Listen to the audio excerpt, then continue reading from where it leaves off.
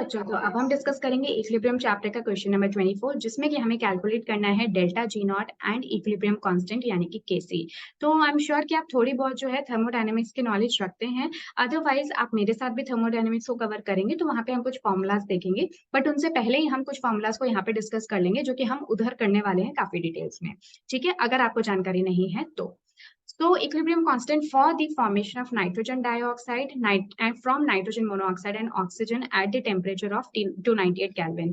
तो आपके पास इक्वेशन जो है वो कुछ इस तरह से गिवन है, जिसमें कि नाइट्रोजन मोनोऑक्साइड जब हाफ मोल्स ऑफ ऑक्सीजन के साथ रिएक्ट करता है तो नाइट्रोजन डाइऑक्साइड बनती है and this reaction is at equilibrium. इसी के लिए आपको केसी को फाइंड आउट करना है, और केसी के साथ साथ आपको क्या फाइंड आउट करना है, डेल्टा जी नॉट। तो देखो यहाँ पे हमें कोई भी इंफॉर्मेशन, जैसे आज तक हमें या तो मोल्स की दी जाती थी, वो कोई इंफॉर्मेशन नहीं है। हमें कुछ ना कुछ कॉन्सेंट्रेशन की इन्फॉर्मेशन दी जाती थी, वो भी नहीं है।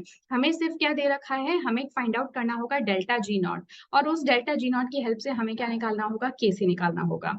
तो आपको एक रिलेशन पता होगा, अदरवाइज चलो अभी हम डिस्कस करेंगे तब मैं आपको लाइन वाइज बता दूंगी। तो सबसे पहले इंपॉर्टेंट क्या है कि हम पहले डेल्टा जी नॉट को फाइंड आउट करें। तो डेल्टा जी नॉट जो है वो होता क्या है, तो ये किसी भी रिएक्शन के बारे में आपको ये बताता है कि वो रिएक्शन जो है वो फिजिबल है कि नहीं है। तो किसी भी रिएक्शन के लिए अगर डेल्टा जी नॉट की जो वैल्यू है वो नेगेटिव आती है, या फिर आप कह दो लेस देन 0 आती है, तो आप कहते हो कि वो रिएक्शन जो है वो फिजिबल है, यानी कि वो एक स्पॉन्टेनियस रिएक्शन होगी और वो रिएक्शन जो है हो जाएगी। ठीक है, वो फिजिबल है, मतलब कि हो सकती है, वो रिएक्शन होना पॉसिबल है।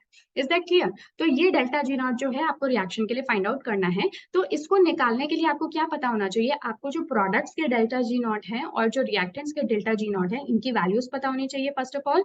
और जो प्रोडक्ट का डेल्टा जी नॉट होता है उसमें से आप रिएक्टेंट का डेल्टा जी नॉट, सभी जितने भी प्रोडक्ट्स हैं उनमें से सभी जो रिएक्टेंट्स हैं उनके डेल्टा जी नॉट को आप माइनस कर देते हो, तब आपको क्या मिल जाता है, delta G not for the reaction. ठीक है, बस इतनी इन्फॉर्मेशन आपको पता है। और भी अगर आप तरीके से देखना चाहते हो तो ये कुछ हमारा फॉर्मूला है जो कि आप यहाँ से देख सकते हो, that the reactions delta G naught यानी कि Gibbs free energy is equal to the summation of the products delta G naught minus the summation of the reactants delta G naught।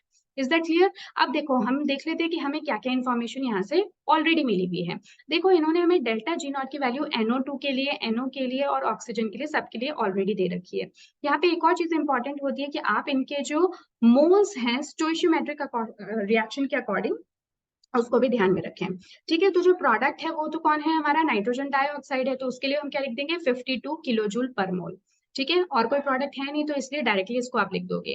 Minus इसमें से जो जो भी रिएक्टेंट्स हैं, तो reactant कौन है, एक तो मेरे पास में नाइट्रोजन मोनोऑक्साइड है जिसके लिए डेल्टा जी नॉट की वैल्यू कितनी हो गई, 87 हो गई, minus half moles of oxygen, क्योंकि देखो ऑक्सीजन का हाफ मोल हम यहाँ पे यूज कर रहे हैं। सो दिस इज इंपॉर्टेंट कि आप हाफ मोल्स को मल्टीप्लाई करो डेल्टा जी की वैल्यू के साथ में। ऑल्दो फॉर ऑक्सीजन बिकॉज ये एक प्योर फॉर्म है तो इसके लिए वैल्यू जो है वो इक्वल टू 0 है। तो सिंपली जो मेरी इक्वेशन हुई वो क्या हो गई, 52 माइनस 87 हो गई। तो अब आप इसको माइनस करोगे तो आपको क्या मिल जाएगा, 7 ओके। सो ये हो जाएगा आपका 35, और 35 भी कैसा, माइनस में। सो दिस इज इंपॉर्टेंट है ना, क्योंकि मैंने अभी आपको बताया कि अगर डेल्टा जी नॉट की वैल्यू जो है वो नेगेटिव आती है, दैट मीन्स कि this is a good sign, your reaction is feasible. तो इसका मतलब ये जो मेरी रिएक्शन है वो फिजिबल है। और यहाँ पे साथ ही आप इनकी यूनिट लिख लोगे, क्योंकि एक टाइप की एनर्जी है, तो जो यूनिट होगी वो क्या हो जाएगी, किलो जूल पर मोल। Is that clear? तो हमने जो हमारा फर्स्ट स्टेप था ना डेल्टा जी नॉट, वो तो फाइंड आउट कर लिया। अब मुझे नेक्स्ट क्या फाइंड आउट करना है, केसी। तो एक रिलेशन होता है, ये कहाँ से डिराइव होता है, जब हम थर्मोडायनेमिक्स पढ़ेंगे और इवन जब हम पढ़ते हैं इलेक्ट्रोकेमिस्ट्री, तो वहां पे भी हम इस फॉर्मूला को डिस्कस करते हैं। तो इसका जो डेरिवेशन है मैं आपको वहीं पे बता दूंगी। यहाँ पे हम डायरेक्टली फॉर्मूला लिख लेते हैं। सो वो फॉर्मूला ये होता है that delta G naught is equal to minus of RT LN K। ठीक है, और ये LN KC। ठीक है, अब जब आप LN को कन्वर्ट करोगे किसके अंदर, लॉग के अंदर, तो आप सभी जानते होंगे, ये मैं थोड़ा सा हटा देती हूँ। वैसे तो आप सब जानते ही होंगे है ना, क्योंकि कई बार इस तरह की रिएक्शंस आप लोगों ने कर रखी होंगी, क्वेश्चंस कर रखे होंगे जहां पे कि आपने LN को कन्वर्ट किया होगा लॉग के अंदर। तो अगर आप LN को लॉग में कन्वर्ट करते हो ना, तो आपको 2.303 से मल्टीप्लाई करना होता है। ठीक है, तो बस अब आप इसको मल्टीप्लाई करने के बाद में क्या करो, यहाँ पे वैल्यू पुट कर दो। सो डेल्टा जी नॉट क्या हो जाएगा आपका, माइनस ऑफ 2.303 आर। आर की वैल्यू आपकी कितनी हो जाएगी, क्योंकि सारी जो इन्फॉर्मेशन आपको जूल, मोल, पर मोल इन सब में दे रखी है, तो आर की वैल्यू आपकी कितनी हो जाएगी, 8.314। मैंने आपको लास्ट क्लास में भी बताया था, मतलब पिछले कुछ क्वेश्चंस में मैंने आपको बताया था कि आर की वैल्यू आप लोगों को बहुत ध्यान से चूज करनी होती है बाय सीइंग द वैल्यूज।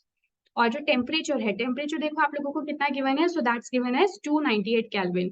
तो 298 केल्विन से मल्टीप्लाई कर दोगे। अब आपका लॉग एलएन जो है वो लॉग में कन्वर्ट हो चुका है। और केसी की वैल्यू, तो केसी की वैल्यू आपको फाइंड आउट करनी है। डेल्टा जी नॉट आप ऑलरेडी फाइंड आउट कर चुके हो, तो इस डेल्टा जी नॉट की जगह पे आप क्या लिख सकते हो, you can write it as -35। ठीक है, लेकिन ये किलो जूल पर मोल है, तो इसलिए इसको जरूरी है कि आप पहले जूल्स में कन्वर्ट करो, क्योंकि बाकी जो सारी हमारी यूनिट्स है ना, वो हम जैसे 8.314 है, ये हम जूल्स में निकाल रहे हैं। ठीक है, तो अब आपको यहाँ से क्या करना होगा, केसी को फाइंड आउट करना होगा। थोड़ी सी यहाँ पे भी आपकी जो कैलकुलेशन है वो थोड़ी लेंथी है, तो आप डायरेक्टली यहाँ से देख लो ताकि आपको थोड़ा घिचपिचा ना लगे। या फिर चाहे तो मैं आपको इसको एक बार थोड़ा सिंप्लीफाई करके दे सकती हूँ।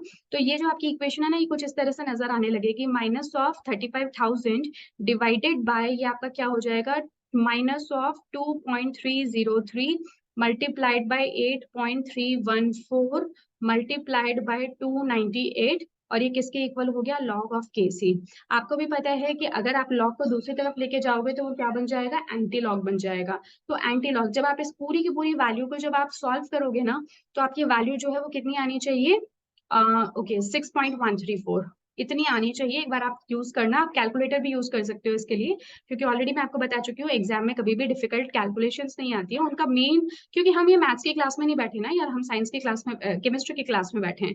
तो हमारा आइडिया ये है कि आपको ये पता हो कि क्वेश्चंस को सॉल्व कैसे करना है, उसके लिए किस तरह का विजन आपको रखना है, किस तरह की टैक्टिक आपको अपनानी है।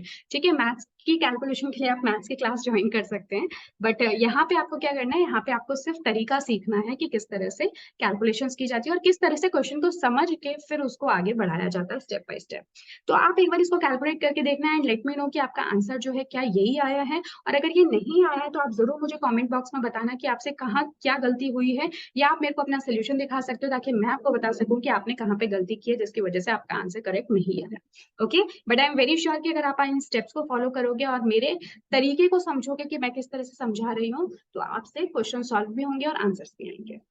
So yes, this was all for this video. Next video में मिलेंगे नेक्स्ट क्वेश्चन यानी कि क्वेश्चन नंबर 25 के साथ में। Till then, take care and goodbye.